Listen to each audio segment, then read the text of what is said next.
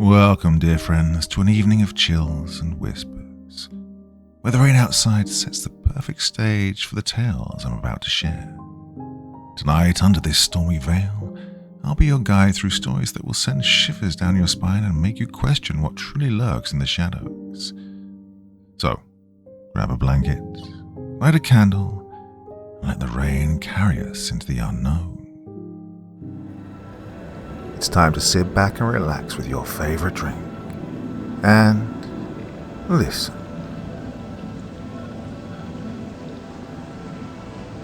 Well, they say you can't outrun your demons.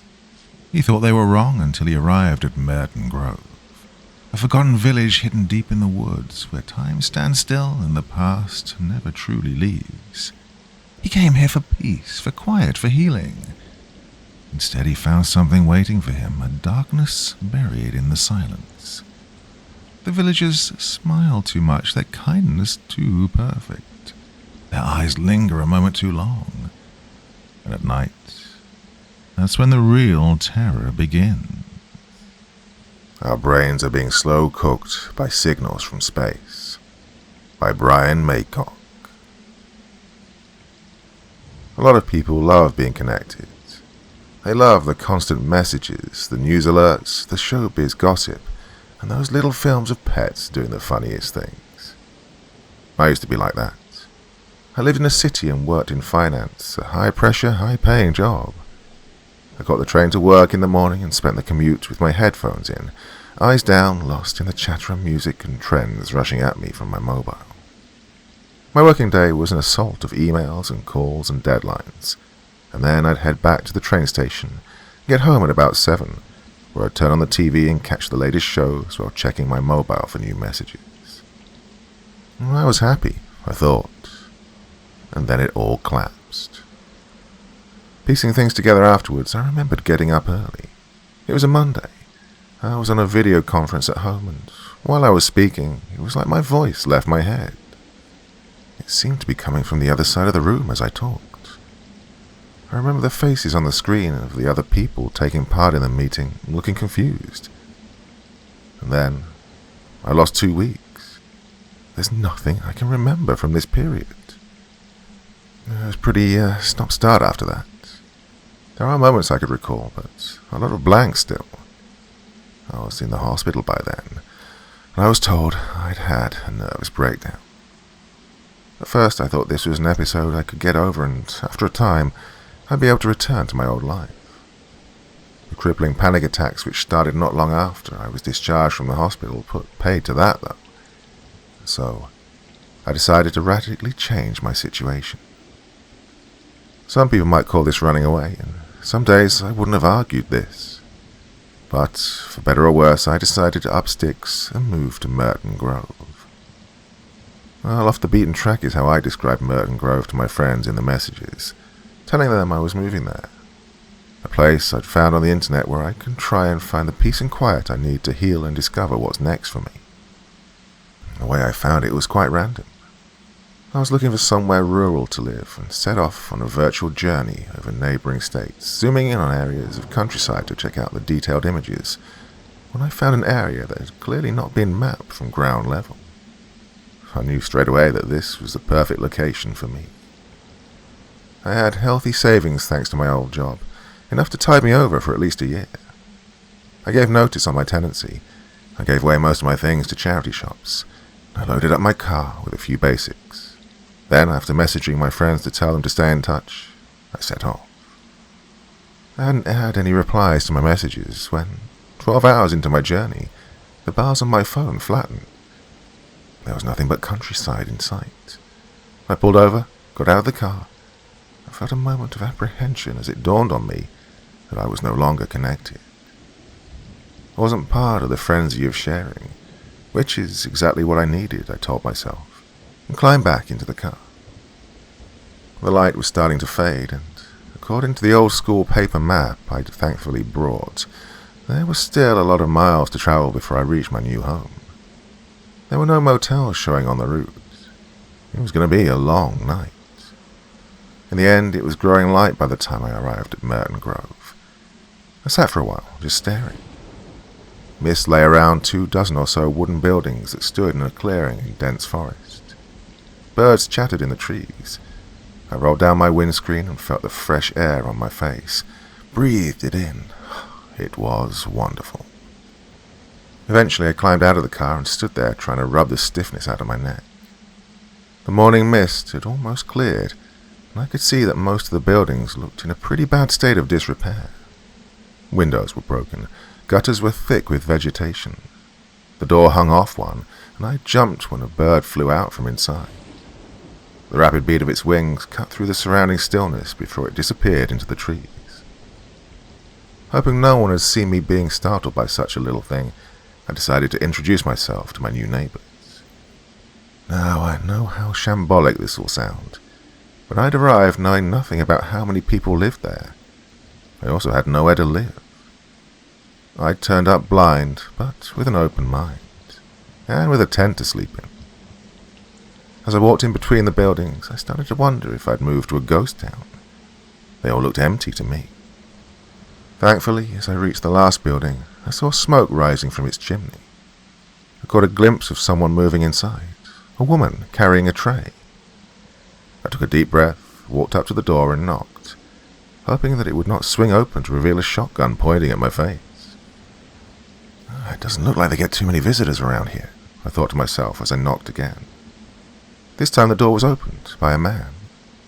He smiled. Come on in, friend, he said. There's coffee brewing and bread almost baked. Amazing, I thought. We're in the middle of nowhere and a total stranger turns up unexpectedly and is welcomed in with open arms. I was so happy I could have cried. Moving here had been the right decision. I'm Andy, the man who had greeted me said as he led me into a kitchen. This is Mary Beth. A woman leaning over a stove from which drifted the most wonderful smell of fresh, warm bread turned and a smile lit up her face. Hey, she said. It's lovely to meet you. Sit yourself down. Thank you, I mumbled. Tears had actually formed in my eyes, and I was pretty embarrassed about this. Andy and Mary Beth must have noticed, but neither commented. A cup of coffee was placed in front of me.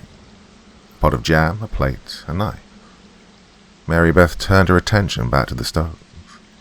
Andy leaned back in the seat opposite me on the other side of the table, put his interlocked hands on his belly and said, Well, I'm guessing you're lost. No, I replied. I meant to come here for sure. I'm moving here, you see, making a new life for myself. He looked at me with a puzzled expression on his face for a moment, and then he burst out laughing. That's rich, he said. That's a whole pot of gold and silver coins. Mary Beth had transferred the freshly baked loaf to a wooden board and was wiping clean a kitchen knife. Oh, now don't be so rude, she said. This young man is a guest in our home and has paid us the courtesy of explaining how he came to be here. She looked at me. It's a little unusual, though, someone actually moving here. Over the last few years, all folks have done is leave. Leaving us here on our own, Andy added, still chuckling. A population of 2. You're the only people who live here? I asked, somewhat taken aback. Well, not anymore, Andy said with a wink. Yeah, there's you as well, it seems. The rest of that day passed very pleasantly. We talked and drank coffee and ate bacon and bread. Mary Beth began preparing a stew for the evening meal, to which I was invited. There was no pretense or need to impress. I learned that they were both in their early 50s and had been teachers at a large college. They had a son, but he'd been born with a genetic disorder and had died of natural causes when he was 21. And he described this as having your heart torn out. They both spiraled into depression and made the decision to move out here. I shared my story. Our journeys had been very different, but I felt we were kindred spirits. Later, after the most delicious stew I'd ever tasted in my life, I turned down their offer of a sofa for the night and returned to my car, got my tent and set it up in the clearing. I crawled into my sleeping bag and was asleep the moment my head hit the pillow. I woke stiff and was slightly disorientated by the light streaming through the fabric of the tent. Then I remembered where I was. Home, I thought. A place where I feel at peace. I clambered out of the tent and headed for Andy and Mary Beth's house, called by the scent of fresh baking. I can't actually tell you what day of the week this was. I looked at my phone and the battery had run down. I charged it using an adapter in the car. While the little battery icon glowed, I thought how wonderful it could be to never look at the internet again, to never feel the need to answer a message or write something funny or impressive in a few hundred characters. I decided that, when I was settled in, I'd turn my phone on for a little bit, then drive out to where there was a signal and check who'd been in touch. Let people know I was doing grand. I was actually whistling as I knocked on Andy and Mary Beth's door. My second morning in Merton Grove passed much like the first, with good food and good conversation. I spent the afternoon looking around the other abandoned buildings, trying to decide which one I'd live in. I'd started to feel a bit disheartened by early evening. They all needed so much working on them, and I was absolutely not a practical person. Changing a light bulb was my limit. Andy and Mary Beth came to my rescue, though, with another delicious meal. Chili with crackers and a glass of whiskey that smouldered in my stomach all the way back to my tent, and another night's unbroken sleep. Or so I'd hoped. I'd just reached the tent when I noticed the object falling from the sky. It was fast moving, a silver blur in the starlit sky. I'd never seen anything like it. A matter of seconds later, it disappeared into the trees, and there was a clump of a collision. Reason was telling me that it was part of a small plane, a fragment thrown free. It must have been a terrible accident, and I was only seeing one piece of the wreckage. I could not see how anyone caught on board could have survived, but I raced towards where I thought the crash site would be. I reached it within minutes. The broken limbs of trees lay scattered around a metallic-looking block from which protruded two long, thin structures. Both were crumpled and twisted, as a result of the impact, I assume. On top of the block stood a circular object. My scientific knowledge was on par with my DIY skills, but I recognized this straight off as an aerial. Putting two and two together and hopefully arriving at 4, I figured I was looking at a satellite. What it was for and why it had fallen, I didn't even begin to try and work out. I was just glad it hadn't landed on my tent or Andy and Mary Beth's house. If it had, we could have been killed. Well, so much for peace and quiet, I thought, and then actually smiled as I considered how much different this situation would be if I still lived in the city. There'd be sirens everywhere, car alarms triggered, people shouting and jostling to film the scene on their mobiles. As it was, there was just me and a lump of technology, silent and still, apart from a small red light pulsing in the center of the antenna. The forest around us remained aloof. The call of an owl and the sound of something darting across the forest floor were the only signs that I was not totally alone in the world. My heart soared, and I turned away from the crashed satellite and walked back the way I'd come. Andy and Mary Beth were waiting near my tent. Both were wrapped up, wearing bulky coats over pajamas. "Well, sounds like you've been having quite the party," Andy said. He was smiling, but I could see the concern on his face. "It looks like a satellite's come down just over there," I told him. "Well, it's pretty strange, but I guess there's a lot of hardware floating up there in space, and it all needs to fall somewhere." "Well, couldn't have picked a nicer spot than Merton Grove," Mary Beth chipped in, which made me laugh, until I saw Andy press his hand against his forehead. All of a sudden, he looked very pale. You okay?" I asked. Without taking her eyes off Andy, Mary Beth replied, "Andy used to get the most terrible headaches after our son passed. We thought we'd seen the last of them moving out here, but I guess not." Andy nodded. Even this small gesture clearly pained him. "Here," I said, "let me help you get home." Soon we were back in Andy and Mary Beth's house. As Mary Beth settled him into a comfortable chair in their front room and went to make a pot of peppermint tea, I sat myself down on their sofa. Being back in his home seemed to already be doing the trick for Andy. He had a little more colour in his cheeks. A radio was playing quietly in the background, old-school country and western music. I closed my eyes and let it wash over me. I must have drifted off, because when I opened my eyes, I could see that it was growing light outside. I rubbed my face. The music was still playing on the radio, and then an announcer said it was time for the morning news. In a cheery tone he said, "There were reports of an object seen falling from the sky a few hours ago. Well, folks, don't worry, we haven't been invaded by little green men.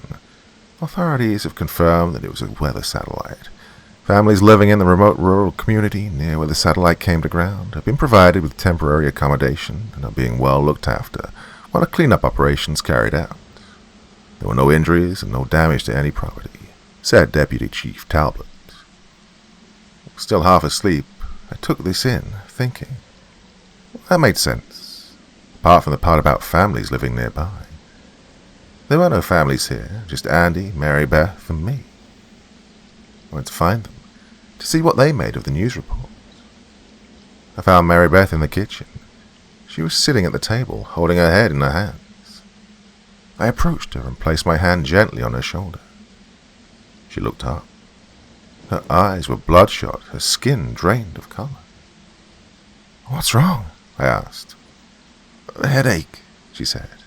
"It started up not long after Andy's. Oh, it hurts so bad." "Do you have any painkillers?" I asked. "No," she managed to say, and even this one word was a struggle. "I might have some in the car," I said, and then asked, "Where's Andy?" "He's gone to bed. His headache just grew and grew. He thought if he could go to sleep, it might help." "Okay," I told her. "I'll be right back." I stepped outside, determined that if I didn't have any painkillers in my car, I'd drive to a pharmacist and get some. It'd take me hours, but that didn't matter. I'd only known these two people for a matter of days, but they were my friends, so I set off to my car. And it was then I saw the fence. It was a good 10 feet high and made of steel mesh. My head spinning at what I was seeing, I followed its length, eventually walking in a circle. What the hell, I thought. Overnight, Merton Grove had been fenced in, with no way out that I could see. As I stood there, wondering why this had happened and what on earth to do about it, I noticed figures moving on the other side of the fence. They were dressed in what looked like hazmat suits, the types of things I'd only ever seen on TV before. The suits were grey with clear material at eye level. I waved at the figures, shouted, "Hey, what's going on?" They paused and looked at me. No reply came. "My friends are sick," I went on. "They need painkillers. Can you help?" I was starting to think that the figures in the grey suits must be there because of the crashed satellite. That they had been sent by the state or maybe even national authorities, like the police or the fire service. Only they were the grey suits, and they would help me. "Please," I said when they still didn't answer me. "They have really bad headaches. It's because of that satellite." When I said this, the grey suits began to confer with each other. Then they turned and walked away. "Hey!" I yelled and began to shake the fence. "Come back! You can't leave us here! Hey!" They kept walking until I'd lost sight of them. "Oh, God damn it," I said to myself. What was wrong with them? Angry and frustrated, I continued to where my car was parked. I couldn't find any painkillers, but I retrieved my mobile phone. With zero signal, there was no way I could use it to contact anyone for help. But I turned it on and started to take photos, to make a record of what was happening. As I did this, the silence of the clearing and the forest all around, which had been so comforting only a few hours ago, now felt cold and threatening. Hugging myself, I walked back to Andy and Mary Beth's house. There was no one in the kitchen or the front room, so I tapped on the door to their bedroom. There was no answer, so I said, "Hey, I'm worried about you, so I'm coming in. Hope that's okay." I pushed the door and went inside. Cold, nauseating fear trickled through my body as the horror of what I was seeing dawned on me. Andy lay in bed. A mask of blood coated his face, and more darkened the pillows and bedsheets. His mouth was slightly open, and he was staring upwards, blindly, because his eye sockets were empty. Dark, bloodied cavities. Mary Beth sat on the bed by his side. In each hand she held an eye. The tips of her fingers were stained with yet more blood. She looked up at me.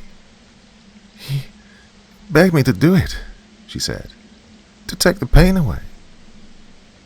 Her gaze returned to his mutilated face.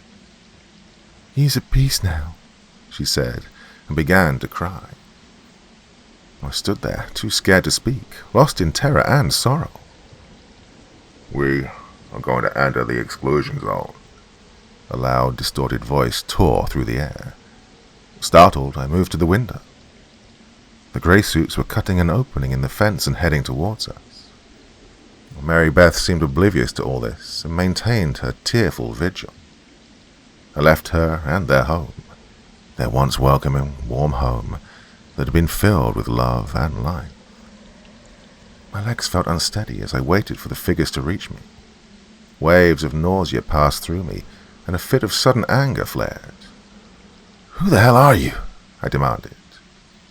One of the grey suits stepped forwards and said in a muffled voice, "I work for an agency, not one you would have ever heard of." "I have rights," I began, but he cut me off. "Actually, you don't. You've been exposed to classified equipment that wipes clean anything the Constitution says. The satellite which crashed last night was part of an experimental program. It was one of several satellites transmitting subliminal messages. Certain topics trend. As a result, sales of certain products soar. Well, there are side effects to all this, of course. Think of it like this. The minds of Mr. and Mrs. Joe Public are being roasted slowly on a spit, whereas your neighbor's brains have been deeply fried after being in such close proximity to the crashed satellite, which, despite the damage, continued to transmit. You don't seem so bad for some reason. We'll know more after the tests, which we'll do back at our main facility." Well, I was sickened by what I'd just heard. "So, what happens next?" I asked in a shaky voice. "If anyone inquires after you or your neighbors, then the official line will be that you'd received compensation and moved away," he replied. "Now I'll leave you in the capable hands of my colleagues." And then he left. The other grey suits grabbed my arms and hustled me into one of the empty buildings. I lashed out at one of them on the way. He gut-punched me, then took out a pistol and held it against my temple. "Do not tempt me," he muttered. They left me alone. I vomited, and then I waited and whispered into my phone. I think it was about an hour later when I saw, through the broken glass, movement outside. I put my hand to my mouth and began to weep. The grey suits were carrying 2 body bags to an SUV parked on the other side of the fence. One bag was a still weight, and the other moved. Andy and Mary Beth, I thought. She's not dead in there. She's struggling, terrified. I'm ashamed to say, I did nothing. I just sat on the floor and watched motes of dust suspended in the air. It's growing dark now. I'm going to hide this record of what's happened under a pile of old newspapers in the corner, in the desperate hope that someone will find it and the truth will be known. I have to stop, because I don't have any time left. The grey suits are heading this way. One of them has an empty body bag draped over their shoulder. It's unzipped. Its dark interior awaits.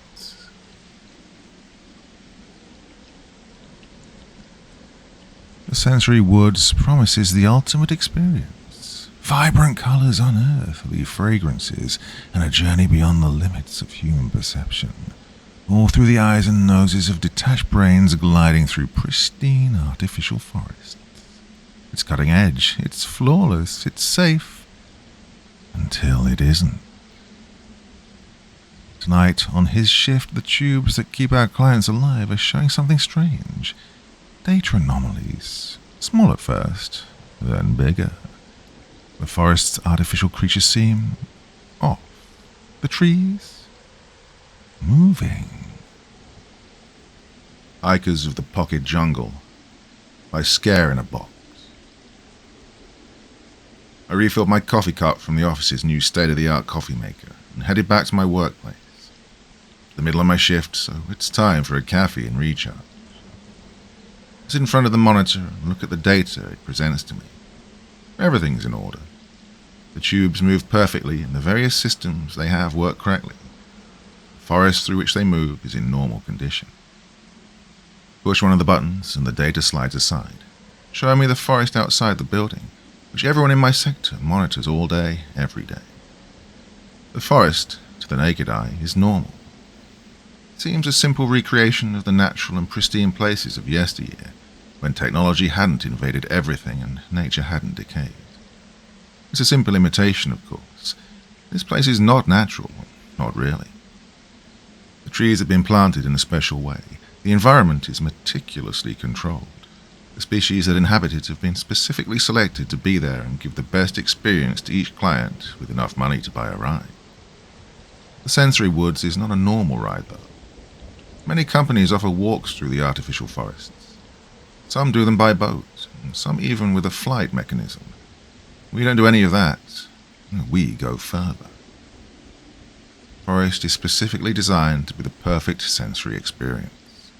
The trees in each of the places are pierced by special tubes through which the brains of our clients are transported. Yes, the brains.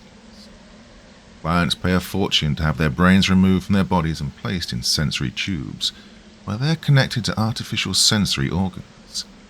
Eyes and noses were specially created to provide the best experience of their lives, or so they say. Personally, I've never tried it. I find the idea of my brain being transported through the tubes a bit creepy. And the point is that artificial eyes give customers a privileged view of the species that inhabit the forest. The entire spectrum of colors that human eyes are capable of seeing, and some even more than we can see. The noses complete the experience, causing customers to be surrounded by the most inexplicable fragrances in the universe. Everything you can imagine in one place. While the brains take the ride, the clients' bodies are kept in life support chambers, specially designed to keep them alive. As soon as the trip is over, the brains return to their bodies without any side effects, just with the memories of what happened in the forest. The result is the best sensory experience in the world. My job is to monitor the tubes through which the brains move. They are specially prepared to keep them alive and safe. They have the right nutrients, plus the right temperature, acidity, and radiation. Nothing is left to chance, and all data is displayed on my monitor. It's a simple job, if I don't think about the true implications of it. I'm helping people take their brains off and move them to and through places they shouldn't move them.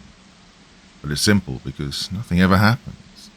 Everything is so perfectly calibrated that I've never even seen a slight deviation from normal. And they pay me well. Can't ask for much more. Take a long sip of the coffee. It's at the perfect temperature.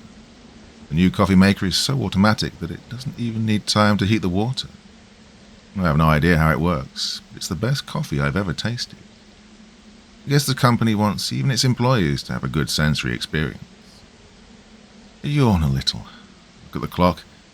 There are about 3 hours until my shift ends. I look at the tube data again, but everything is fine. So I settle back into my chair and enjoy my coffee. A sound like an explosion makes me jump out of my seat. I inadvertently knock over my coffee cup, and the liquid ends up spilling all over the floor. My ears start to ring, and I put my hands over my ears to cover them, but the sound continues. I look everywhere. My companions are as bewildered as I am. I watch the monitors. My heart begins to race. The graphics indicate that the tubes have stopped transporting. Something has gone wrong. Very wrong. "System's down," someone yells. I look everywhere, searching for a more precise explanation. "Life support systems are down," one of my colleagues says. Her voice sounds shaky. "What do you mean?" I ask. "Deactivated," she repeats. "They stopped working. They turned off." She looks at me. There's panic in her eyes, and I don't blame her. Without the maintenance systems, the bodies of the people who are traveling will begin to decay, to rot, to die. "Yeah, how are the tubes?" asked my department manager. He's just as scared as everyone else. They've stopped moving, I reply, but the brain should be intact.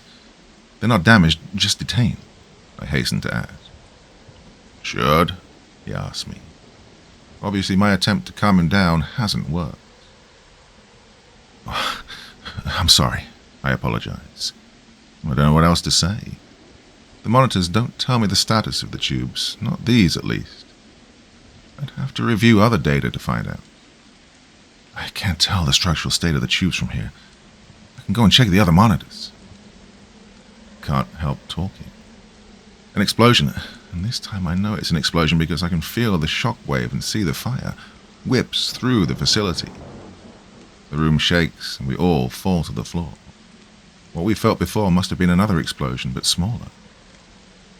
I hide under the table, my hands over my ears. The shaking stops, but there's a smell of burning.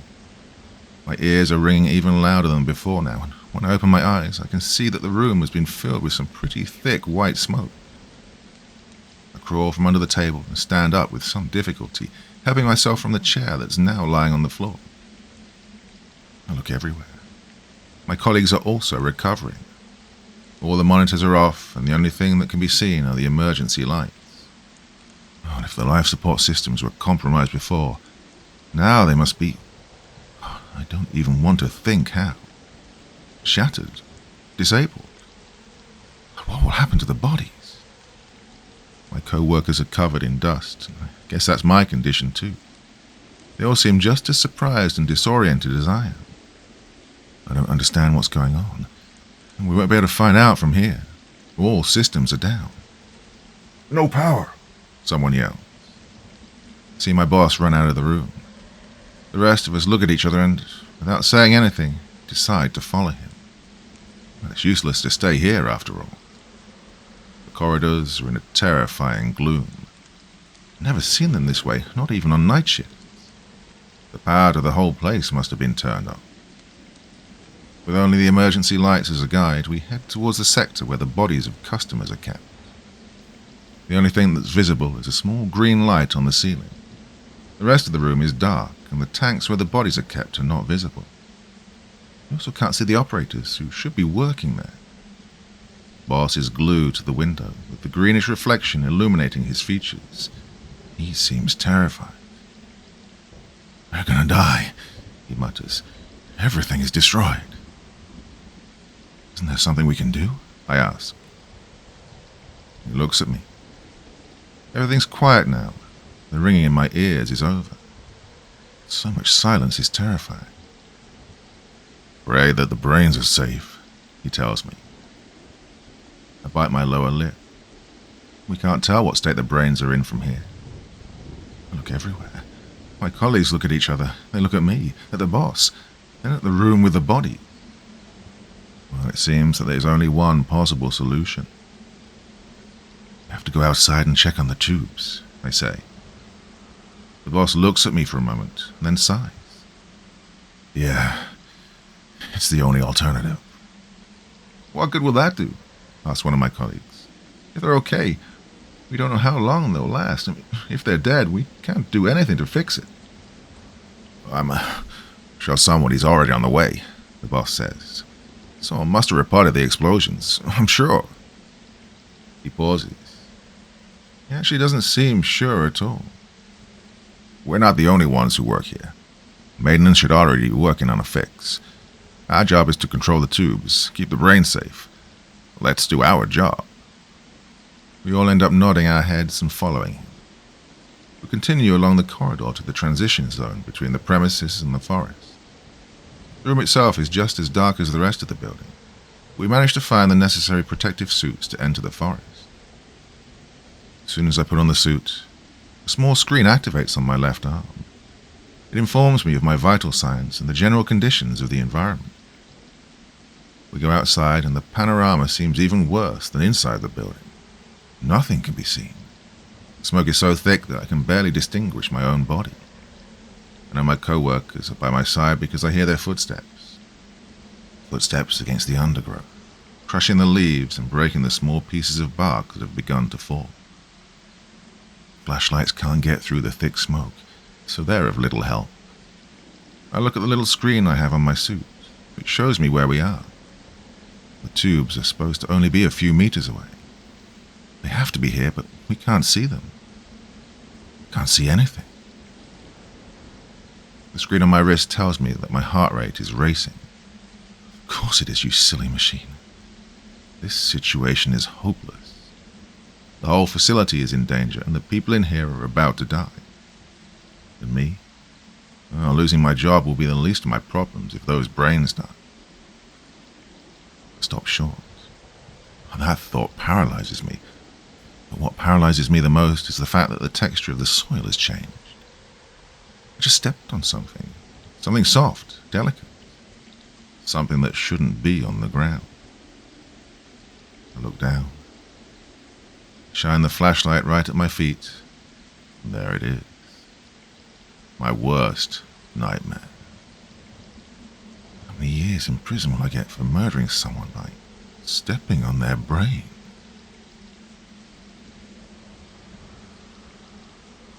When NASA decides to embark on a daring mission to the dark side of the moon to recover the remains of 2 fallen astronauts from the disastrous Dead Eagle mission, the world watches in awe. But what starts as a solemn rescue quickly turns into a nightmare. Live feeds reveal the wreckage of the ill-fated spacecraft, its eerie silence broken only by the hollow thud of a helmet against metal. Inside, the bodies remain eerily preserved, drifting in a macabre dance of gravity. Yet as the new team of astronauts steps aboard the wreck, they realize something is very wrong. The Life Eater by Moonlight Water. Dead Eagle. Far out in Cape Canaveral, between Jacksonville to the north and Miami to the south, an urgent meeting was taking place. The Situation Room at the Kennedy Space Center was buzzing with mild chatters as astronauts, scientists, engineers, IT specialists, human resources specialists, accountants, writers, technicians, and many other professional people chattered between themselves. This collective set of individuals were all working together at NASA to break barriers and achieve the seemingly impossible: space exploration. A few minutes later, the chief administrator of the space program and his deputy waltzed into the room. The chattering voices tuned down to hushed whispering as both men took their seats. They gazed out at the crowd of nearly 200 before them. It was these people that kept the space station operational. Good morning, ladies and gentlemen. John Bernard, the chief administrator of operations, cleared his throat and adjusted the frame of his horn-rimmed glasses.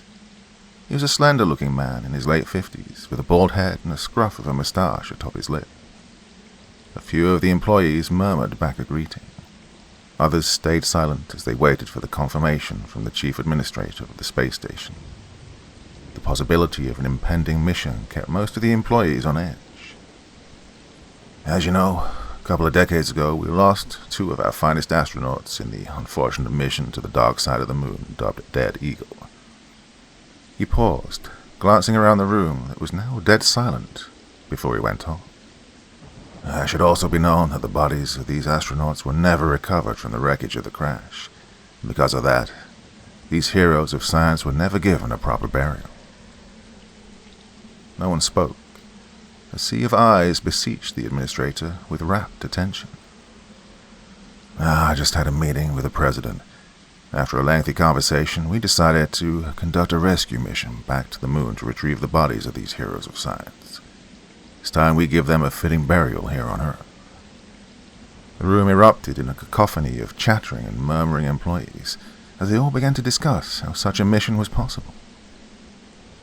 Contrary to popular belief, it was of general knowledge to everyone at the space station that the Apollo missions from 8 onwards were staged with practical effects. They'd been quite successful over the years. Most citizens believed wholeheartedly that man had been to the moon. The real attempt to send man to the moon, now called Dead Eagle, was a devastating failure for NASA. The mission failed cataclysmically without any survivors. Communications with the spacecraft had been totally lost the moment they approached the moon's orbit, where the crashed remains of their pod floated for eternity. John Bernard sighed before holding up his arm. Decorum returned to the room for a brief moment. Now, I know what most of you are probably thinking. This is going to be another suicide mission, but I assure you that isn't going to be the case. As you're all also aware, we are much more technically advanced now. Somebody raised an arm amongst the seated employees, and John signaled for him to speak. He had known beforehand that he was going to be bombarded with a plethora of questions in regards to his visit to Washington to see the president. Excuse me, sir, but if what you're saying is correct, then not only are we going to the dark side of the moon in search of a crashed spacecraft from almost half a century ago, but we're also going to be retrieving the bodies of these great astronauts. A red-haired woman draped in a lab coat inquired. Yes, Miss Amelia, Mr. Bernard quickly replied. So, what's the guarantee that the bodies of these astronauts haven't drifted off into space? She quipped, and the room fell silent. Mr. Bernard cleared his throat and gave his deputy a slight nod. And after a quick swipe on the iPad in his hand, the projector at the end of the room began to play a video. It was a live footage from the crashed spacecraft. A few gasps echoed in the room as the frame switched to the control room of the crashed spacecraft. There, two bodies in spacesuits floated aimlessly around the confines of the dead machine. One of the astronauts was still strapped to his seat. His helmet repeatedly banged against the roof of the spacecraft due to the lack of gravity. This is live feed being transmitted from the ISS. A robotic camera was deployed to inspect the wreckage and found this. Mr. Bernard gestured towards the screen. A dull, eerie thudding sound emanated repeatedly as the astronaut's helmet tapped against the metal roof of the craft's cabin. The astronaut's partner floated back and forth within the confines of the chamber. Mr. Bernard gave his deputy another nod, and the video was cut off, returning everyone's attention back to him. Even though we all know that what we just saw is a grim contrast to our hoisted flag on the moon, we're embarking on this mission to pay our final respects to these men and their families. We want to show the world that we're not ashamed of honoring our heroes and the legacy they left us. The silence in the room suggested everyone now grasped the importance of the mission at hand. After asking for further questions, which weren't forthcoming, Mr. Bernard brought the meeting to a close. We leave for the dark side of the moon in the next 30 days, he announced, standing up and exiting the room. Kitty Hawk, approaching Dead Eagle wreckage, an astronaut said as he hopped towards the remains of the Dead Eagle spacecraft. A new set of astronauts had arrived on the moon to retrieve the remaining bodies, and were now bouncing against the rigid surface of the moon. It looked like they were on a bouncy castle, hurling themselves towards the wrecked spacecraft. The newly arrived astronauts both had body cameras attached to their respective suits, transmitting the live feed of the mission to the members of their team on Earth, while their shuttle was docked at the ISS. Okay, boys, nice and easy. Mr. Bernard's voice echoed over the radio in their helmets. One of the astronauts was firmly clutching a crowbar. He approached the mangled, jammed door of the spacecraft. After a few seconds, he was able to pry it open. He and his partner carefully entered the cabin of the ship. Commander Bernard and the team of engineers monitoring each second of the mission back at the command base were now transfixed by the screens before them. They watched as the astronauts began struggling to cut their unfortunate colleagues loose. When they were done with that, they bound both bodies tightly with another cable cord, while one of the astronauts glanced around the pitch-dark cabin with a mini flashlight. Okay, we got him. Let's go, the other astronaut said as he held onto the bodies, trying to prevent them from floating out of the open door. What the hell is that? The astronaut aimed his torch and stared at what looked like a static, black rock floating right inside the cabin. Huh? Is that a tiny black hole? The second astronaut squinted behind his helmet as he stared at the object that was just a few feet away from him. It was so conspicuous and easy to miss, if not for the flashlight his colleague brought along. Kitty Hawk, do we have a problem? Commander Bernard asked. He could barely see anything out of place. Well, of course, he was thousands of miles away, in the command center on Earth, but still. What were they looking at? Whoa, what is that? The second astronaut sounded gobsmacked. He moved closer towards the dark rock, waving his flashlight over the object. Kitty Hawk, I repeat, what is the situation? Bernard asked through the radio comms, anxious. Looks like some kind of rock, one of the astronauts echoed in awe. He poked at the piece of rock. It didn't float around like other objects in space. Instead, it simply hung conspicuously in the cabin, acting almost like a small black hole. Crazy thing is, how did it get in here? One astronaut asked. The hull of the ship isn't perforated, and we literally had to break our way in. What was puzzling and even more strange to both the astronauts and the team back on Earth was that even if space debris were to somehow get into the metal cabin, why was it just a particularly dark piece of rock? The astronauts tried in vain to move it. So how did it float in the cabin? If they couldn't move it now, how had it moved itself? There definitely had to be other pieces of rocks floating around in the cabin too, if the one they were staring at had somehow gotten inside from an opening. Alright, that's enough, boys. Let's stay focused on the mission at hand and bring those fine men back home. Commander Bernard's voice echoed over the radio, snapping both astronauts from their transfixed reverie. Back at the Kennedy Space Station, he stared long and hard at a frozen image of the tiny rock, so dark that it could be barely perceived as a three-dimensional object by human eyes. He watched as the crew of astronauts began to float towards the door, and he got an idea. Yeah, try grabbing that rock and bring it along with you. He spoke into the microphone beside him. One of the astronauts nodded. The ground crew watched in silence while the astronauts simply plucked the rock from where it hung. Both men began their journey back to the ISS, with the corpses firmly bound between them. The astronauts soon arrived at the ISS, and a few days later were preparing for re-entry into the Earth's atmosphere. In line with NASA's theoretical triangulation of the mission, a Navy fleet was already waiting out in the Pacific Sea, anticipating the re-entry of the space capsule. It was supposed to crash land into the sea upon re-entry. A few minutes later, the descending capsule was visible, with a huge fireball shrouding it. The capsule pierced down through the Earth's atmospheric fields at breakneck speed before hitting the water. Divers were quickly dispatched, and the astronauts were saved. Alongside the corpses they went to retrieve. It had been a successful mission, and the Kennedy Control Center erupted in cheers at the news. Bernard quickly phoned the president to inform him of the news, making sure to mention the strange rock. The fanfare that accompanied the return of the dead astronauts could easily be mistaken for a 4th of July celebration, as hundreds of thousands of citizens thronged the streets across the country to pay their last respects to the heroes.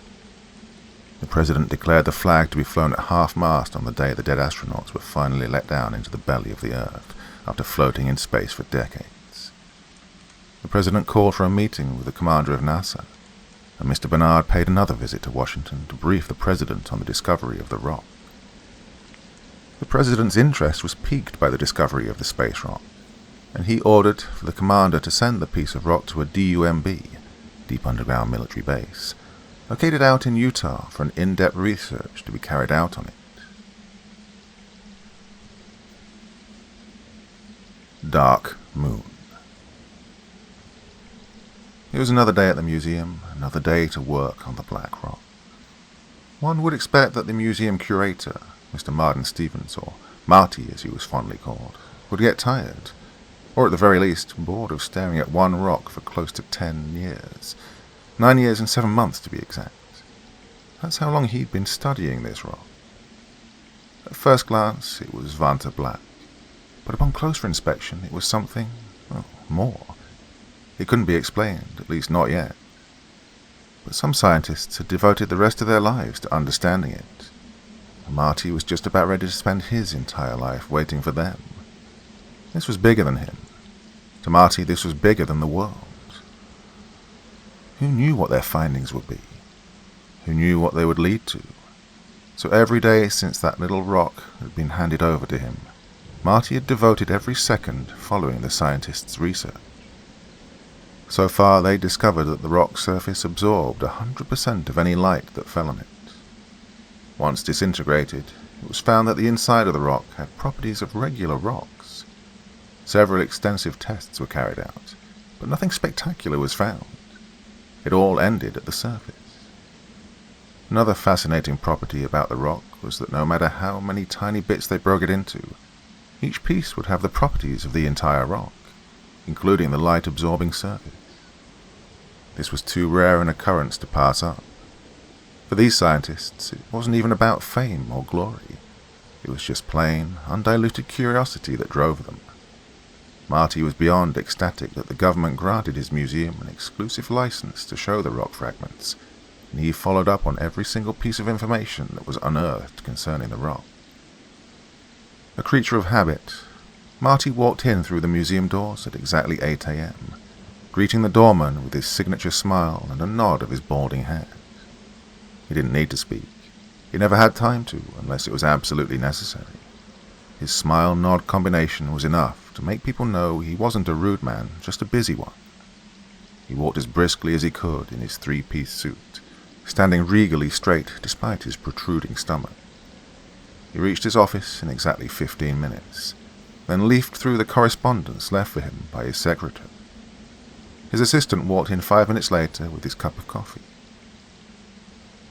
"Good morning, Mr. Stevens." Nathan Eves was the only one in the world who called him that. "Good morning, Nathan," he responded with a small smile. "Here's your coffee, sir," Nathan said, dropping the cup at his boss's elbow even though he knew the man wouldn't drink it. Exactly 10 minutes after, Marty stood up and left the office for the lab.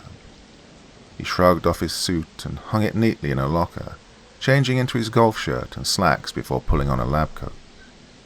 It made Marty smile, remembering how his wife would nag him for wearing an expensive suit to work only to change into golf wear later.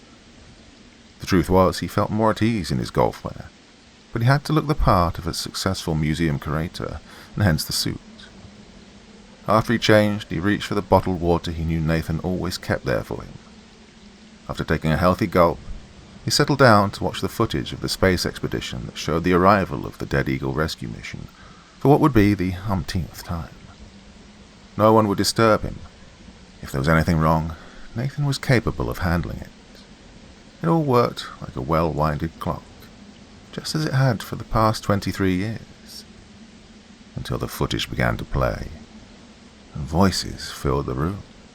By now, Marty could recite every word in the footage.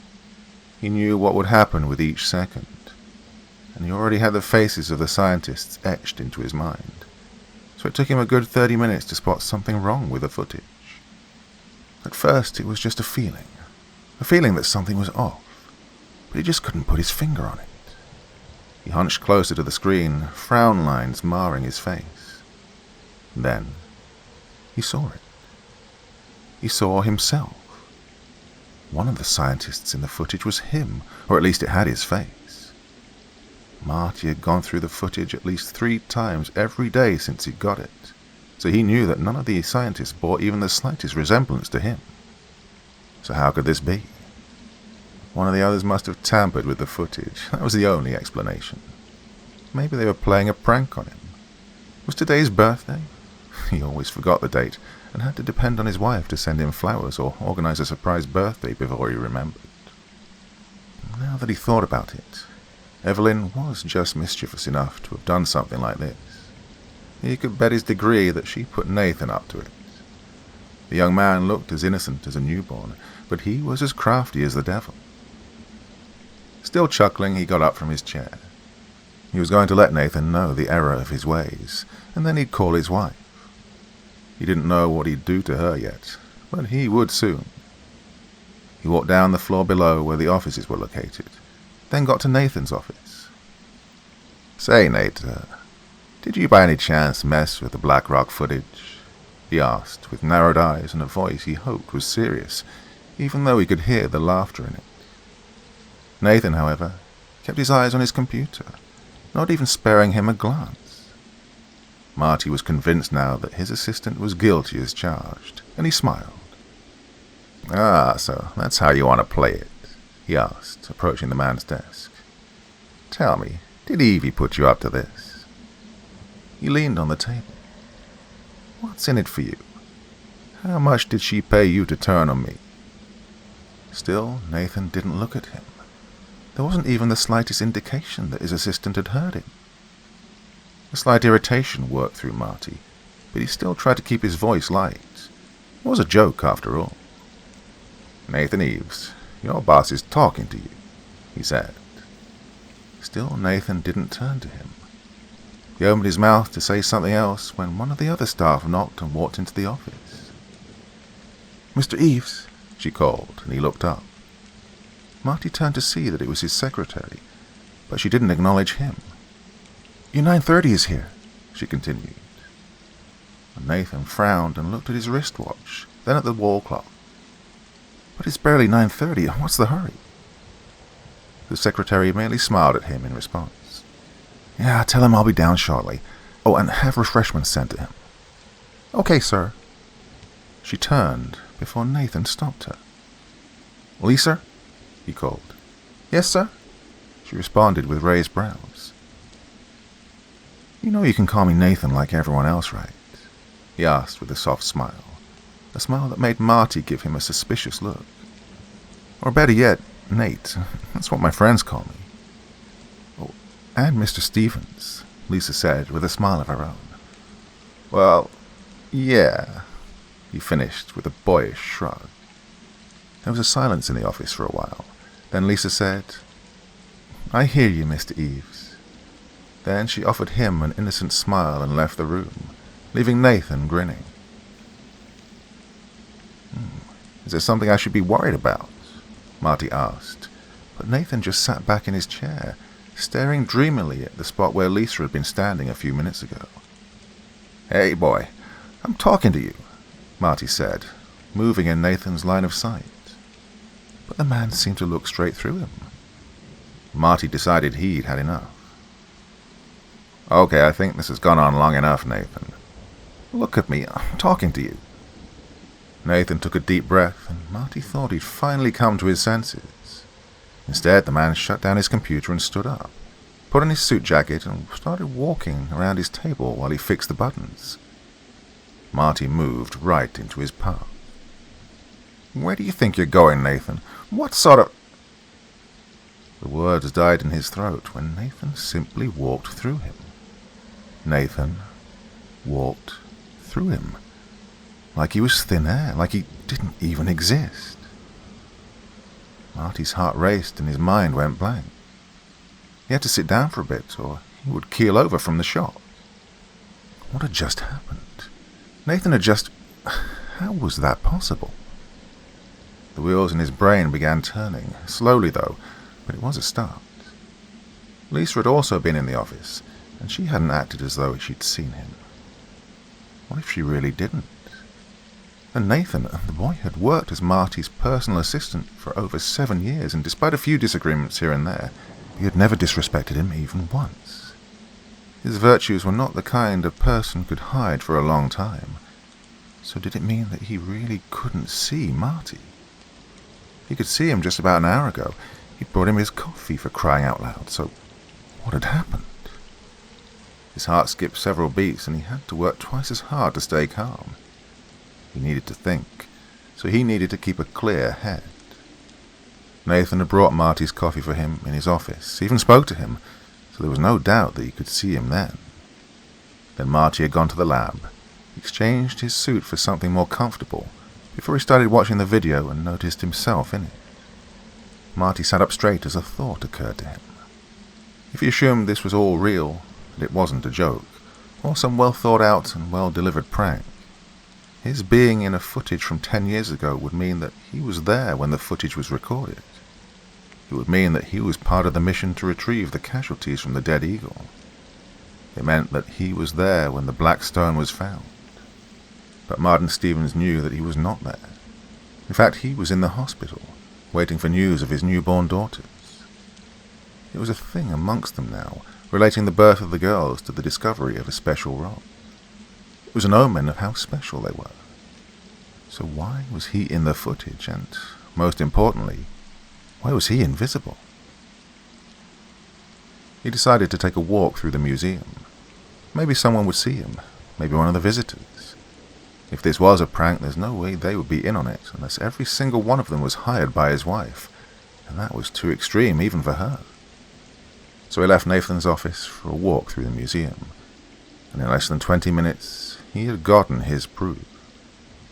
He was dizzy with shock and anxiety, and he knew that if he were to fall to the ground right there in the middle of the museum, no one would notice. They would simply walk over him without even noticing. More than a handful of people had walked through him already. He pulled himself to the nearest elevator, with people occupying his space as if he was just air. But he was, wasn't he? At least to them, he was just air. He would have found the whole thing amazing if he weren't so scared. Everyone now looked like they were from an old movie. If he wasn't still in the museum, he might have been lost or confused. Maybe it was a side effect of the whatever it was that was happening to him. During the elevator ride, he remembered the black rock. He remembered the awe and power he felt when he'd held it. It was like holding a vacuum in his hand, a very heavy vacuum. They told him that it was just floating in the air, suspended, since it didn't move around like the other materials in space. He remembered how he staggered under its weight, partly because he didn't expect it to weigh so much. The elevator stopped on the last floor accessible to visitors. He stepped out, and more memories of the fragmentation process flooded into his mind. Wait, how could he remember all of this? He'd never held the stone before. It was fragmented, now that he thought about it. He wasn't even there when the rock was fragmented. How could he remember? It wasn't just his mind. Every part of him seemed to believe the same thing. He could still feel the weight of the rock on his hands. He could still remember the thoughts that ran through his mind when he broke the rocks, and he could hear the awed gasps of his colleagues as they examined the black rock. Except it wasn't him.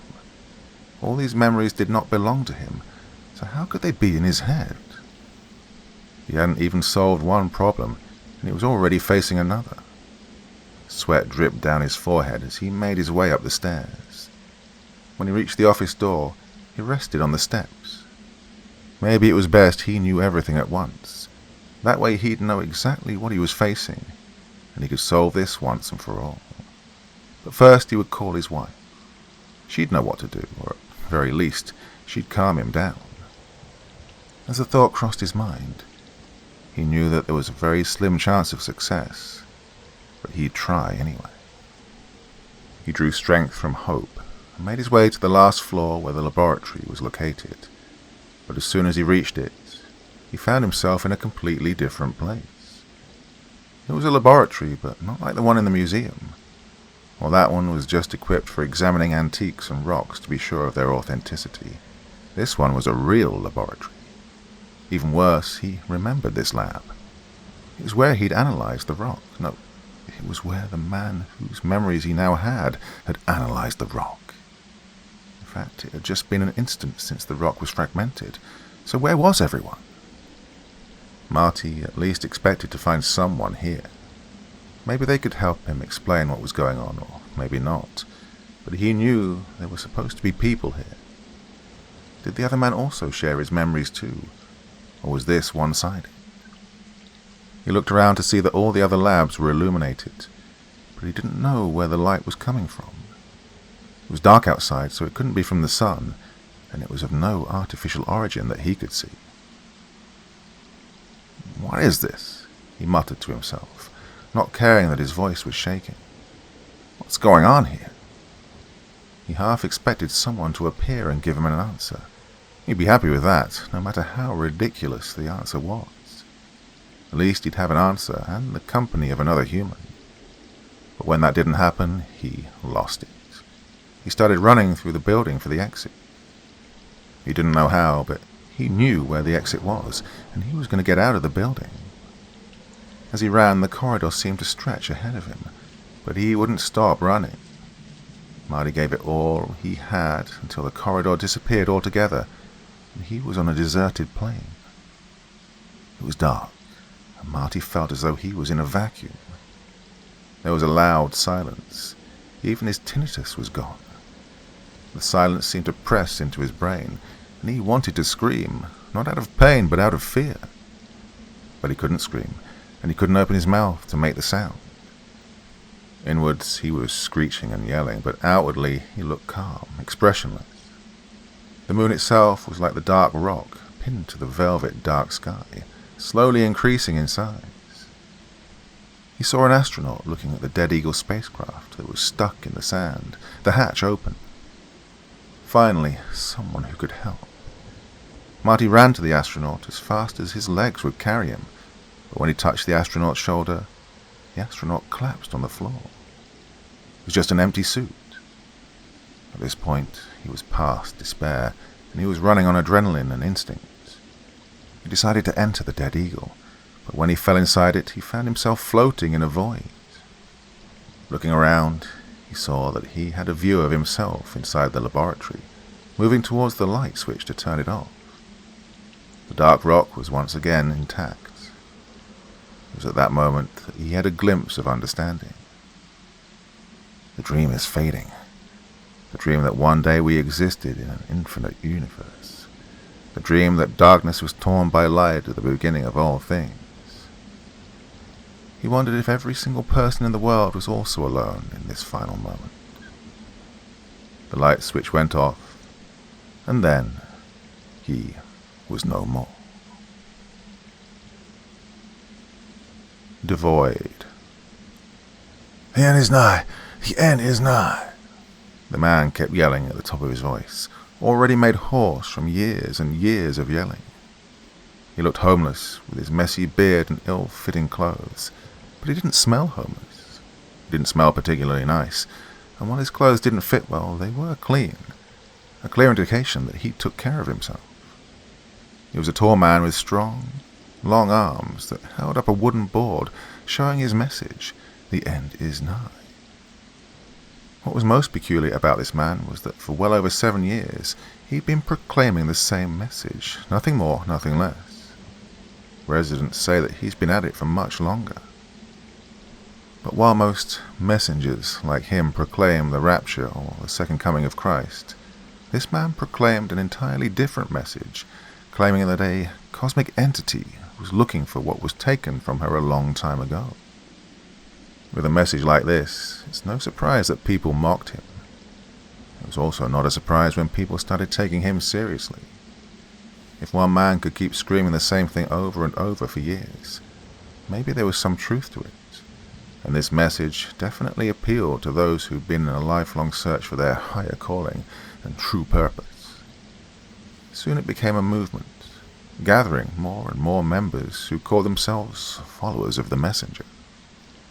These followers were devout people who all but lived on every word of the bearded man, whom they dubbed the messenger, for that's what he was. No one knew his name or anything about him. No one cared to ask, and this shrouded him in an aura of mystery that somehow endeared him to his followers even more. They started having gatherings in a small warehouse, but soon the crowd grew larger. One of the richer members paid for a larger space to accommodate the extra people. It was a whole new movement, a whole new religion. They didn't concern themselves much with luxury and comfort. The world was ending, after all. What they concerned themselves with was devoid, the cosmic entity that spoke to the messenger's mind. She was looking for the one who took from her long, long ago. So far that was all the messenger knew, and it was agreed that if they all quieted their minds and their spirits, they could hear more from Devoid. Certainly she must be trying to speak to them again. Maybe she'd been speaking all these years, but the messenger had not been able to hear because his spirit and mind weren't at peace and in sync with the universe. For this reason, when the followers gathered, there was not a single sound to be heard. If someone was listening in, they would think all of them were dead or maybe asleep. But the followers were reaching for the voice of Devoid with their minds. It was one evening, during their meditations, that the messenger heard the voice. It was like a soft breeze, a memory long forgotten. He instinctively reached for it, willing himself at the same time to block it out just to be sure it really was devoid. The voice, soft as it was, pushed through his resistance. "It existed before, and it will exist after all things," the voice whispered, coiling around his mind like a python teasing its prey. The messenger muttered the words in a half-unconscious state, completely unaware of himself. The followers hung onto every word. The absolute silence in the hall made it possible to hear the faintest murmur echoing off the walls. So when the messenger started speaking, despite how low his voice was, they heard him and gathered round to listen. One woman took it upon herself to write the words down, while the rest listened in awe. "He was once everywhere, and now is nowhere," the voice said again. There was a sadness in the voice, a deep, overwhelming sadness, underlined with anger that promised mad vengeance. The messenger, even in his state of unconsciousness, felt a chilling fear in his bones. But for some reason he couldn't run or scream or cry or even beg. He was frozen before the voice that spoke from the darkness.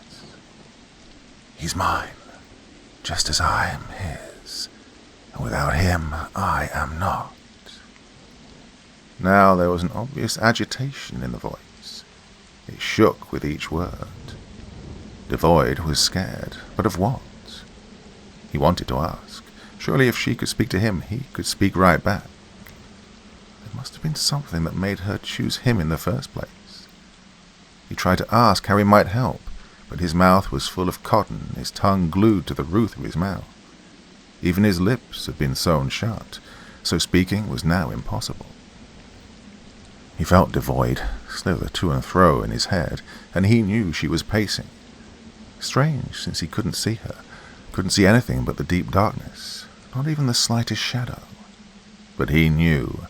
He could feel her emotions like they were his, see every action in his mind's eye, every cock of the head, every side glance, every narrowed eye. But he could never make out her face. Strange, strange indeed. She was angry, all right, angry enough to destroy the world, but she was worried. Beneath the thick and numerous layers of anger, there were even more layers of worry and anxiety. She needed to find him, whatever it was she was looking for. The messenger knew that it was this worry that kept her wrath at bay. Whatever or whoever she was looking for, she needed to know they were safe and that they were here before she did anything rash. And just like witch smoke, Devoid vanished, as if she wasn't even there to start with. And again, she was never really there, was she? It was an old memory, one he couldn't even remember anymore now. It was all in his mind. He was suddenly out of strength, and he needed to lie down, so he opened his eyes and froze as he saw numerous pairs of wide eyes sitting in a circle around him. He stared at the woman sitting just before him, the one who'd written down his mumblings, and she stared back, not daring to speak until she was spoken to. When he made no move or said anything, the woman silently held out the piece of paper towards him with both hands. He took it from her and read. The words trickled into his head like dewdrops, and with each one he heard her voice again. He couldn't really tell where his voice ended and where hers began. Two streams were flowing into and through one another. So it was real after all. Devoid had spoken to him again after all these years. He froze instantly as a thought occurred to him. If the memory was not just a memory, then all the feelings, all those emotions, she really was going to destroy them all. He'd known this for a long time, of course, but now it felt so real. He'd felt her power, felt her rage, and he knew that whenever she found what she was looking for, none of them would have the slightest chance of surviving. The followers had noticed his reaction, and one of them finally dared to speak. "Tell us what's to come, messenger." It was barely a whisper, but it carried. The messenger sighed, then said clearly, "The end is nigh." The announcement was like a heavy rock thrown into a river. They'd all known that destruction was inevitable, but it wasn't until this point that they realized that they'd hoped it wasn't so. Hope that it would be averted, hope that there was a way to save the faithful, and hope that something, anything, would turn out in their favor. This was it. The end was nigh. The messenger stood up, like the stalk of an upturned flower, in the very midst of those gathered around him, and looked straight at the exit. His intention was clearly written on his face, and his followers began to part before him to make way. He walked silently, solemnly, and picked up the large placard just by the door before he stepped out. A short while later his voice could be heard, bellowing his first and only message. "The end is nigh. The end is nigh." And this time there was a passion to it, an urgency that could only be possessed by one who knew, one who had seen the end of which he spoke of. His followers gathered at the door and windows to stare at their leader, each torn between sadness and fear, and the bravery to take up a placard and stand beside him. The end be damned. Some passers-by pointed and mocked him. "Put a suck in it, will you?" one said as he walked past. "Go get a life," another said. Mothers pulled their children closer to them, away from the crazy man shouting nonsense. Teenagers threw half-eaten fruits and snacks at him, but the messenger would not be discouraged. Even the followers, who were there when the message came, couldn't muster such courage, and so they stared. "She's looking for what was taken from her long ago," he yelled again at the small crowd that was beginning to form. Some of them already had their phones out, recording videos. "Oh yeah?" one pot-bellied man asked. "What exactly is that?" Then he repeated all that he'd heard with such vehemence that he had spittle flying out of his mouth. Some people seemed convinced, those who'd known the man since he first took to the streets. Some were skeptical, some laughed at him, and others pitied him. Their reactions were not a bother to him. He'd gotten the word out. It was now planted in their minds. There was nothing he and his followers or anyone else could do but prepare and wait. They could only take solace in their loved ones and live each day like it was their last, for one of these days may very well be. "The rock, the black rock, belongs to Devoid," he kept saying. Of course, everyone had heard of the unique rock that was found in space 10 years ago. They'd heard that it was like no other. Pieces of it were in museums, while others were still being examined. But what did that have to do with anything this man said? People murmured amongst themselves, and he pushed on. "They didn't tell you everything," he said with a grave voice. "They didn't even know everything.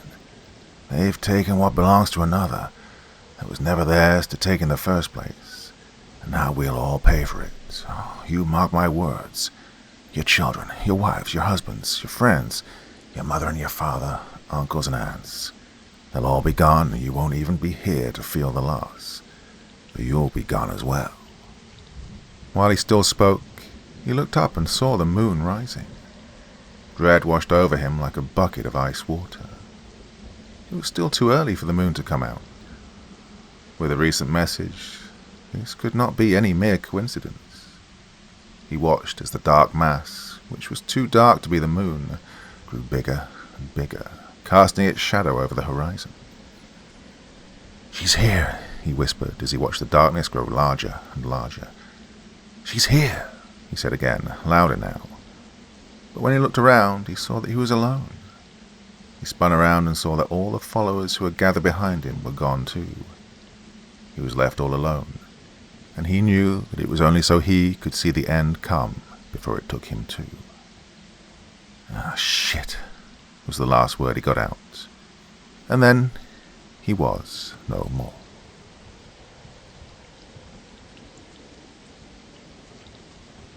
Space was Marty's dream. The stars were his sanctuary, the cosmos his playground. But while he gazed at the up above, his brother found joy closer to Earth, watching a little squirrel under the warm glow of the streetlight. Until the night it all went dark. When the light flickered out, the shadows came alive. They weren't just darker, they were hungry. A presence drifted from the sky, silent and consuming. It wasn't a bird, it wasn't a plane. It definitely wasn't a squirrel. The Up Above by L. Pudney. Space, the final frontier, infinity and beyond, or as my younger brother simply called it, the Up Above. Ever since he learned to walk, he was fascinated with the sky. We would look up at it almost every night, admiring the twinkling stars up above. I'll always remember the night when he first said that he wanted to explore space.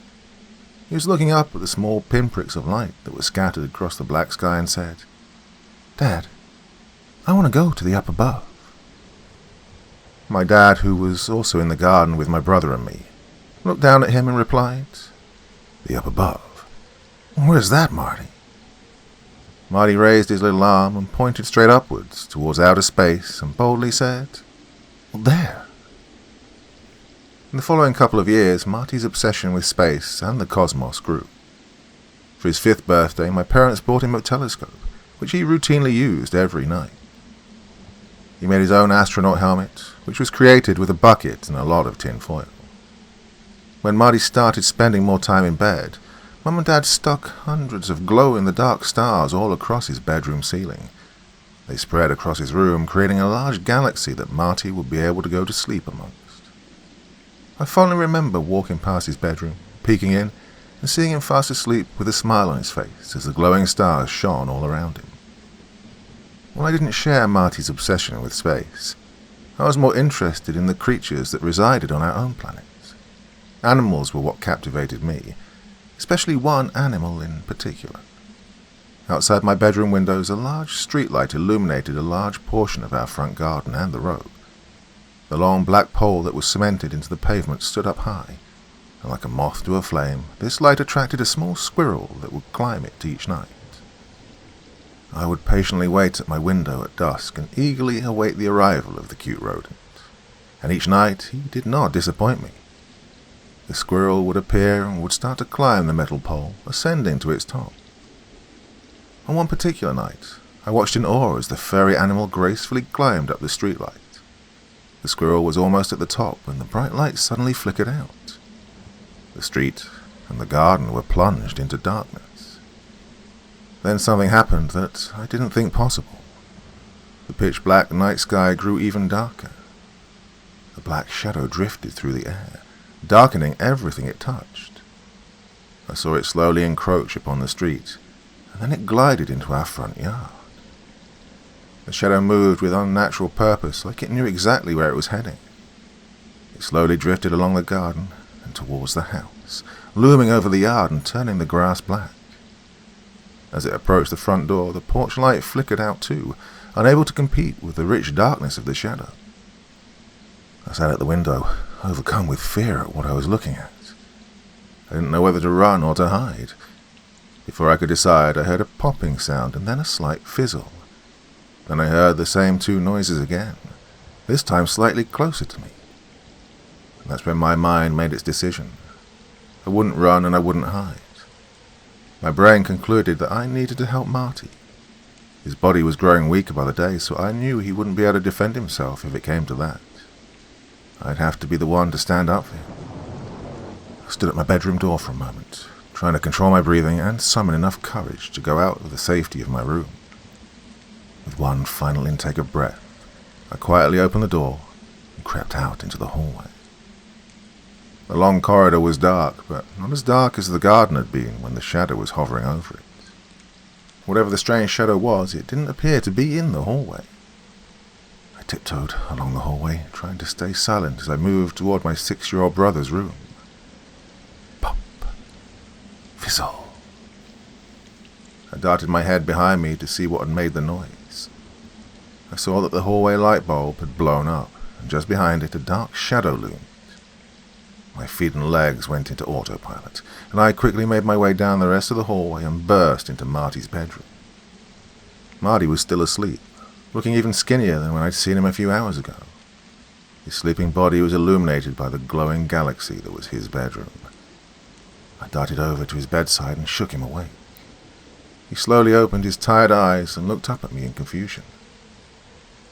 "You all right, Marty?" I asked in a whisper. "Yeah. Why?" he puzzledly asked in a sickly voice that I'd been forced to get accustomed to. Before I could respond, Marty's room became darker than it had ever been before. The shadow had lurked its way down the hallway and now had started to enter the room we were in. I looked up towards the ceiling, and the glow-in-the-dark stars that were scattered across it were no longer visible. "What happened? I can't see," I heard Marty say in a frightened voice. I reached out towards his hand and clasped it. I was scared beyond belief, but I had to stay composed for my brother. I opened my mouth to whisper a response, but as I did, something appeared within the shadow. And when I say something, I mean lots of little things. Tiny pinpricks of light flashed out of the blackness, like hundreds of tiny stars spread out across a dark night sky. I heard Marty let out a sound of astonishment, but I was more afraid. I knew what these lights were. I don't know how I knew exactly, but I could just tell. There were numerous pairs of eyes twinkling from inside the black shadow that had carried them here. The hundreds of eyes stared down at my brother and me from all directions in the room. I wasn't sure what exactly they wanted, but when I heard the low growl, I knew it wasn't something good. I had to get Marty out of there.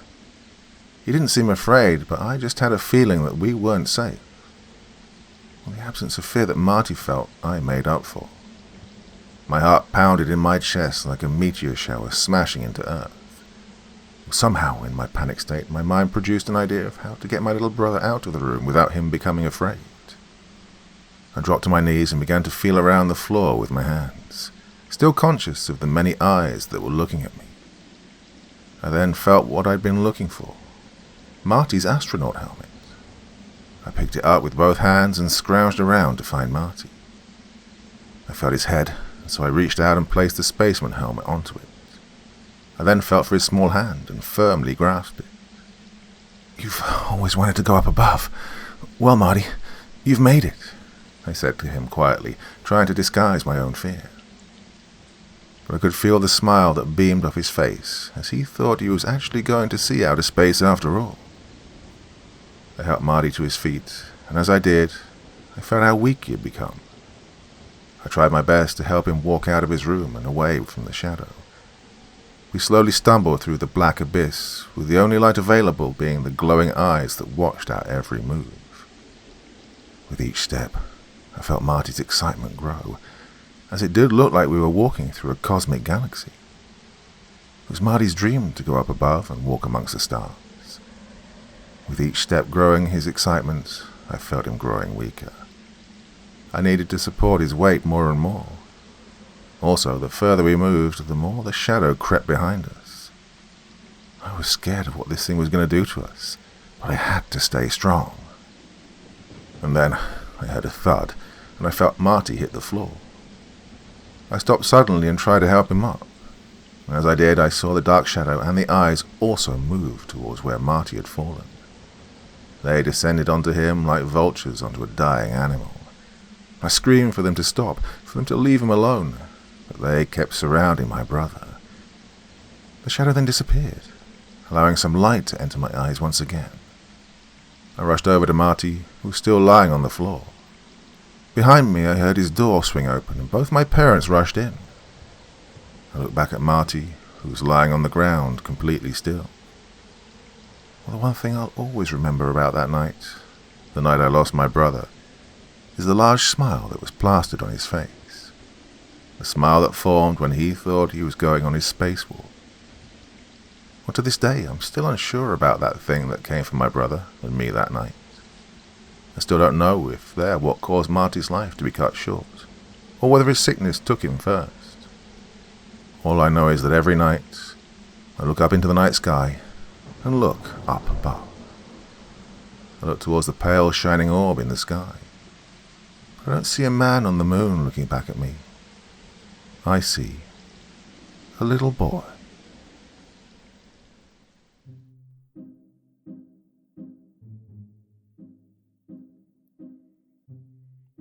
Well, my dear friends, I had a lot of fun with those stories, and I hope you did too. I miss doing these kind of videos. I mean, the last one was by the campfire. This one is in the pouring rain. I don't know, something about it just makes me feel, I don't know, more alive, more part of nature, connected to what we are as a species, who we are as humanity, and again, the reasons why we tell stories in the first place. Pass on information, knowledge to the forward generations so they don't make the stupid mistakes that we did. Anyway, I hope you agree. Any thoughts you have on those stories this evening? Thoughts, feelings, anything else you want to share, please do so in the comment section below the video. And as ever, I will do my best to join in the conversation. It's been quite a year, 2024. Some ups and downs. Not the best year for me personally. Some personal tragedies, to be honest. But I'm still here with you, and I am really, really grateful that you're here with me. Thank you, everybody. And 2025, I will continue back on form, hopefully. This hasn't been the best of years for me, like I said, but I will be back on form in 2025. So join me again. This will be my 10th anniversary on YouTube. My God, I can't believe it. Anyway, enough of this. Till the next time, my dear friends, and there will be one more before New Year, I think. Till then, sweet dreams. Till the next time. Thank you so much for taking the time to listen to this story today. Really means a lot to me and to the author of the story, of course. Well, if you want to know more about me, I'm pretty much everywhere on social media. You can find me on Facebook, Twitter, Instagram. You can download my music on SoundCloud. I've got a Patreon if you feel like. Throw me $1 or $2. Very much appreciated. And of course, on Reddit, I have a place where you can leave stories if you want me to read one that you've written. Well, hoping to see you all again very soon. Till then, sweet dreams. Bye-bye.